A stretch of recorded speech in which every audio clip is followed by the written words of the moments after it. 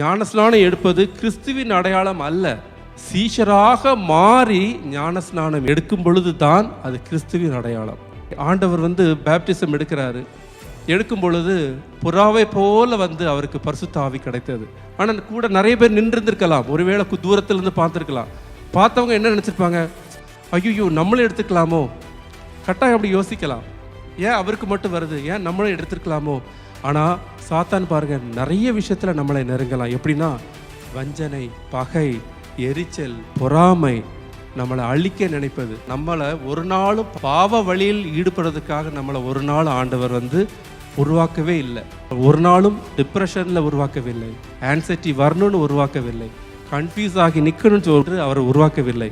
அவரை போல் உருவாக்கி அவரை போல வாழ வழி கொடுத்திருக்கிறார். நாம தான் நம்ம பாவ வழியில் தேர்ந்து கொண்டு இந்த உலகத்தின் சாயலாக நாம தான் மாறிக்கொண்டு வருகிறோம். ஆண்டவர் அப்படி இல்லை, அவரோட சாயலாகவே அவர் மாற்றி நம்மளை உருவாக்கி இருக்கிறார். எதில் நாம் பிரியப்படுகிறோமோ அதில் கனியை தான் நம்ம புசிக்க முடியும். நம்ம எதில் நாம் பிரியப்படுகிறோம். இந்த உலகத்தில் கெட்டு போகிறதுக்கு நிறைய விஷயங்கள் இருக்குது. சின்ன பிள்ளைகள்லாம் கெட்டு போகிறதுக்கு நிறைய விஷயங்கள் இருக்குது. ஆனாலும் நம்ம என்ன செய்கிறோம், சபையோடு கூட கைத்தட்டி பாடி பைபிள் வெர்ஷனை கேட்டு ஆண்டவருடைய வார்த்தை கேட்டு அவரோடு நம்ம நடக்கும் பொழுது நாம் பரிசுத்த ஆவியில் நிறைந்து ஆண்டவர் நம்மை உயர்த்த வல்லவராக இருக்கிறார். எதுவுமே சாதிக்க முடியாது என்றெல்லாம் ஒன்றுமே கிடையாது.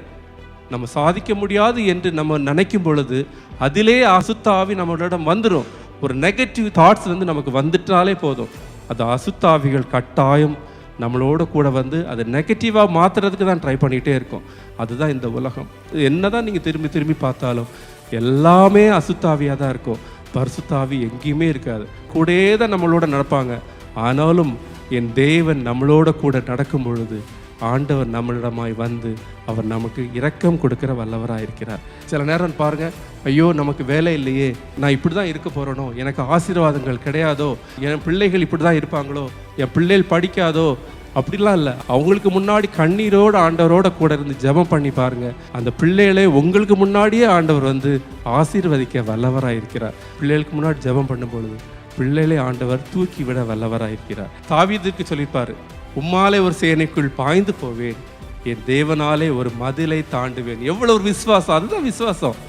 அந்த விசுவாசத்தோடு ஆண்டவர் பாருங்களேன், அவனுக்கு அவ்வளோ ஒரு ஆசீர்வாதத்தை கொடுத்தாலும் திரும்ப திரும்ப திரும்ப ஆண்டவர்கிட்ட கேட்கறதே அவ்வளோதான். கர்த்தர் என் மெய்ப்பராக இருக்கிற நாட்டு ஆட்சி அடையேன். அந்த ஒரு விசுவாசம் தான் நமக்கு தேவை. நம்ம அந்த விசுவாசத்தோடு நம்ம ஜெபிக்கும் பொழுது எந்த ஒரு சேனைக்குள்ளும் போகலாம், எந்த ஒரு மதிலையும் நமக்கு தாண்டுவதற்கு ஆண்டவர் வல்லவராக இருக்கிறார். ஏன்னா நமக்கு நாவின் அதிகாரம் நமக்கு ஆண்டவர் கொடுத்திருக்கிறார். எந்த அளவுக்கு ஜெபம் பண்ணுறோமோ அந்த அளவுக்கு ஆண்டவர் நமக்கு நாவின் அதிகாரங்களை கொடுத்து பரிசுத்த ஆவியில் நம்மை நிரப்ப வல்லவராக இருக்கிறார். அவரை போலவே மற்றவர்களோடும் அன்பாக, அவரை போலவே மற்றவர்களோடு தூய்மையாக, அவரை போலவே மற்றவர்களோடு நடக்கும் பொழுது பரிசுத்த ஆவியானவர் இறங்கி நமக்கு ஆசீர்வாதத்தை கொடுக்க வல்லவராயிருக்கிறார். நம்மளிடமாய் வரக்கூடிய பரிசுத்த ஆவி என்பது தேவனுடைய குமாரன். இப்போதான் சுத்தத்தோட அசுத்தமில்லாமல் அவரோட கூட நடக்கும் பொழுது, பரிசுத்த ஆவியோடு நடக்கும் பொழுது அவர் என்னுடைய குமாரன் என்று கூறுகிறார். அவரோட கூட நம்ம இருக்கும் பொழுது தான் அந்த புறாவை போல பரிசுத்த ஆவி நம்ம இறங்கினதை நம்ம உணர முடியும். நல்லா ஜெபம் பண்ணுங்க. நமக்கே சில நேரத்தில் அப்படியே எப்படி சொல்கிறது, பாடியில் ஒன்றுமே இல்லாமல் எம்டியாக இருந்த மாதிரி நம்ம ஃபீல் பண்ணலாம், பாரமே இருக்காது. நல்லா ஜெபம் பண்ணுங்க. அதுதான் பரிசுத்த ஆவியின் ஜெபம். பரிசுத்த ஆவியோடு நம்ம ஜெபிக்கும் பொழுது மனசில் ஒன்றுமே இல்லாமல் கண்ணீரோட முழங்கால் படியிட்டு ஆண்டவரோட ஜெபிக்கும் பொழுது ஆண்டவர் நம்மளுடைய உள்ளந்தெரியங்கள் எல்லாம் எடுத்து போட்டு ஆசீர்வதிக்க வல்லவராக இருக்கிறார். புதிய ஏற்பாடில் புறாவை போல இறங்கினார். ஆனால் பழைய ஏற்பாடில் பாருங்கள், அக்கினி ஜுவாலையாக இறங்கினது. எசேக்கியேல் தீர்க்கதரிசிக்கு தீயை போல பரிசுத்த ஆவியானவர் இறங்கி ஆண்டவர் அவனையும் பரிசுத்தமாக மாற்றினார். அதுதான் ஆண்டவர் பரிசுத்த ஆவியை 2 விதமாக ஆண்டவர் கொடுக்க வல்லவராக இருக்கிறார். நல்ல ஜெபம், நல்ல வாஞ்சையுள்ள ஜெபம் நம்ம ஜெபித்துக்கிட்டே இருக்கும் பொழுது பிசாசு ஒன்றுமே நமக்கு வராது. ஒரு அசுத்த ஆவி எப்படின்னா பொறாமை இருக்கும், நமக்கு கோபம், பாவத்தில் நிலைத்திருத்தல், இயேசு கிறிஸ்துவை பற்றி அறியாதவர்களுக்கு மட்டும்தான் அந்த பிசாசின் பாவங்கள் இருக்கும். நம்ம இயேசு கிறிஸ்துவை அறிந்தவர்கள், அவரை போல படைத்தார் ஆண்டவர், நம்மையும் படைத்திருக்கிறார். அதனால் நம்ம எது பற்றி கவலைப்படாமல், ஒன்றுக்கும் கவலைப்படாமல் நாம் தனித்து நல்ல ஜெபத்தோடு கூட இருக்கும் பொழுது தேவன் எல்லா விதமான அசுத்த ஆவியிலிருந்தும் நீக்க வல்லவராயிருக்கிறார்.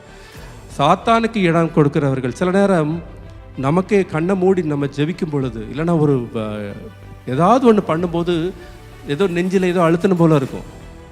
நம்ம என்ன நினைப்போம், சாத்தானுடைய தொந்தரவுன்னு தான் சொல்லுவோம். நல்லா தூங்கிட்டு இருப்போம், மூச்சு விட முடியாது, தொண்டையில் போய் அடைச்சிட்டு இருந்தவர்கள் உடனே என்ன சொல்லுவோம், உடனே ஐயோ சாத்தா நம்ம என்ன பிடிச்சி அமுக்கிச்சா அப்படின்னு சொல்லி வருவான். That is different. அதனால் ஆண்டவர் இயேசுவை நாம் ஒருமுகமாக அவரை தரிசித்து அவரோட கூட வாழ்க்கை நடக்கும் பொழுது தேவன் அசுத்த ஆவியிலிருந்து நம்மை நீக்கிவிட வல்லவராக இருக்கிறார். அவர் பிள்ளையாக நம்ம வாழும் பொழுது ஆண்டவர் அந்த புறாவை போல இறங்கி நமக்கும் ஆண்டவர் பரிசுத்தத்தை கொடுக்க வல்லவராக இருக்கிறார். அவர் சீஷராக மாறி நம்ம ஞானஸ்நானம் எடுக்கும் பொழுது தேவன் நமக்கு பரிசுத்த ஆவியாக அந்த புறாவை போல வந்து நமக்கு பரிசுத்த ஆவியை கொடுக்க வல்லவராக இருக்கிறார்.